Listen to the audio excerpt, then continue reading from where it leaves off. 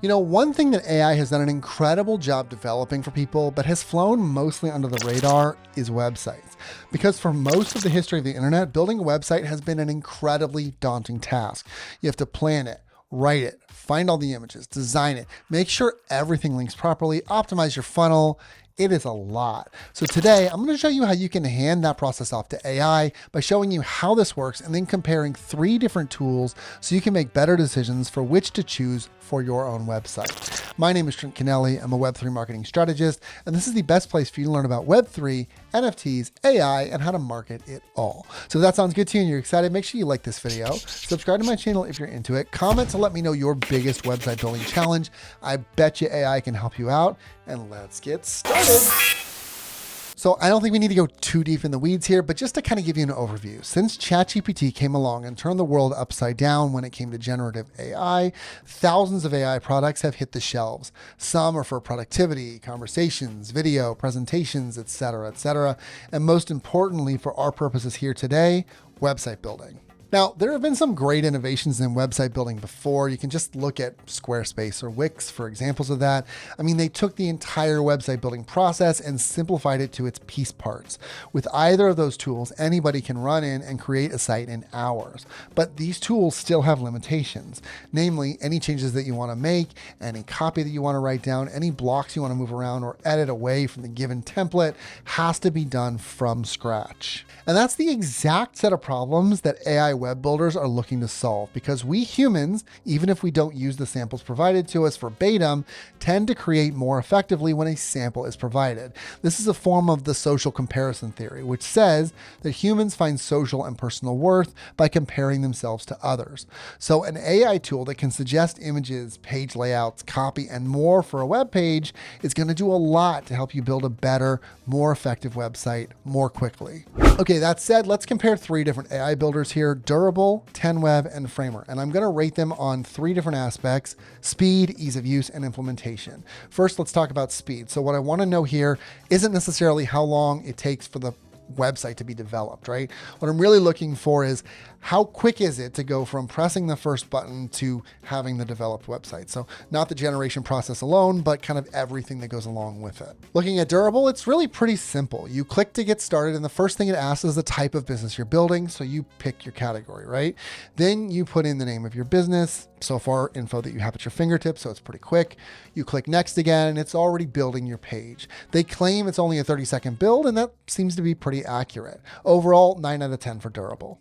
Looking at 10Web, we have a similar experience, but with some better and some worse aspects. So you go through some similar motions, click create a new website with AI, choose from the options for which type of business, choose your color and template style, provide your company name and description, type in the 4 main features provided by your company, select the content's tone of voice, and create the thing, right?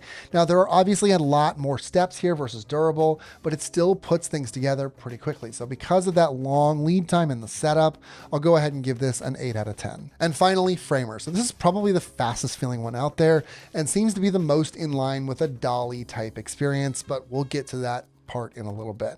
Essentially, you type in exactly what you want for a website as a simple prompt. So for instance, a marketing services webpage for Web3 businesses called Level Me Up. Then you click Start with AI, and it literally creates the web pages block by block and line by line in front of you. So as long as you have a prompt ready, you can have a web page ready here at lightning pace. This is an easy 10 out of 10 for speed. Next, let's talk ease of use. So I want to know in this section how easy the system is to use, how much correction is needed to be made after the fact, how easy that correction was to make, etc. Starting off with Durable, the finished product looks great if a little bit standard. It's responsive and adjusts its size according to the size of the screen it's being viewed on. And if you don't like something about what was produced, you can easily change it. You can regenerate the AI copy, regenerate an image, etc. Now, I'd say the biggest downside here is that no matter how many times I create a web page and no matter which type of business I pick, the structure is always the same. It's always header, about us with an image to the left, our services, 2 social proof blocks, a map, and a contact form. I can regenerate each section and maybe get something slightly different, but it seems like there's only one template to go off of. I honestly wish there was a bit more variety, but that just seems to be the structure that they've picked, so 7 out of 10. 10web, on the other hand, is fantastic for this. All those extra steps that hurt it in the speed test make it drastically more interesting when considering ease of use. You get to pick from a few different templates that you like, and you can pick a color scheme you love as well. Then you put in some basic information like your company name and description, which, by the way, you can improve using AI, a few more tidbits of information, and it's done. Then, and in my opinion, this is the coolest part, if you want to edit it, you have a bunch of tools at your disposal. And in fact, that sidebar might look vaguely familiar to you. And if it does, you're clearly a WordPress user because that's Elementor's UI. So if you have any experience at all with Elementor, you can watch this video for more info. You are golden here. Easy 10 out of 10 for ease of use with 10web.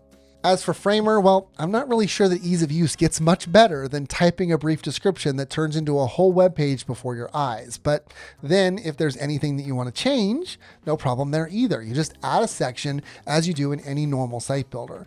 But you might notice something interesting there. It's giving you all three design views at the same time. You can see desktop, tablet, and mobile view simultaneously, and any changes that you make to one are automatically updated to the others.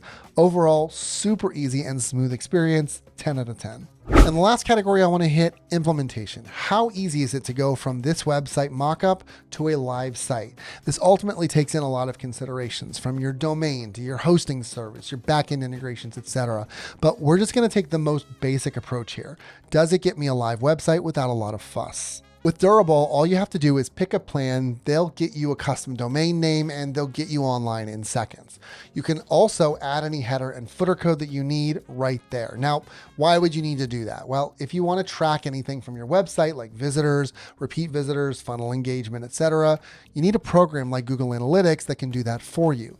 And to have Google Analytics, you need to install footer code. So it's great to have that at your fingertips. 10 out of 10 for Durable here. 10web is great here too, but with a little bit more work involved. So there are a lot of options on the management screen, but as you can see right from the beginning, there's a domain for you to work with. So you can take that domain, and ugly as it is, you could run with it, or you could add another domain that you have, but it doesn't look like there's any way for you to buy a domain directly on 10web, so you would have to port it over, which is kind of a pain. You can also add things like Cloudflare Content Distribution Network, which is great for data storage and speed. So that's really nice. There's a lot of other options as well. I just wish it was a little bit more intuitive, so 8 out of 10. And finally, Framer also comes with a custom Framer subdomain in the same way that 10web did, but I'd say the whole setup here is more ideal than 10web. There's a similar amount of options like porting domains and setting up analytics and redirects, but it's definitely easier to see and far less overwhelming. There's a lot less mental load when carrying out the publishing tasks using Framer, so 9 out of 10 here. So that brings the totals to 26 out of 30 for Durable, 26 out of 30 for 10web, and 29 out of 30 for Framer, which means that the clear winner here is Framer. I hope that that was helpful for you to kind of balance these tools and understand what they can do. I think Framer has a lot that you could work with. I think 10web is also great. Durable would probably be my third choice, honestly. That's just kind of my subjective view, right? I hope that this was nonetheless helpful for you. Let me know if you have any questions about any of these tools. I would love to help you out, or what you think about AI websites in general. Please let me know. Otherwise, make sure that you like this video, subscribe to my channel if you're into it, and I will catch you in the next one.